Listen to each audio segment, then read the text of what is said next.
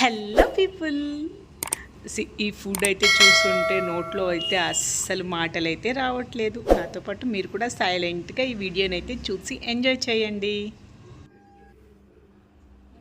ఇలా ఎందుకు ఆలస్యం, నేనైతే టేస్ట్ అయితే చూద్దాం ఎలా ఉంది. White rice, chicken ghee roast and chicken curry అండి. దీన్ని కలుపుకొనేసి ఇలా తింటుంటే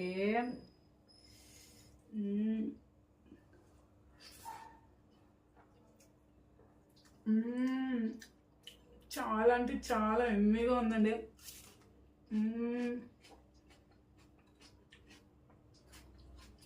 మాటలు అయితే చెప్పలేనండి.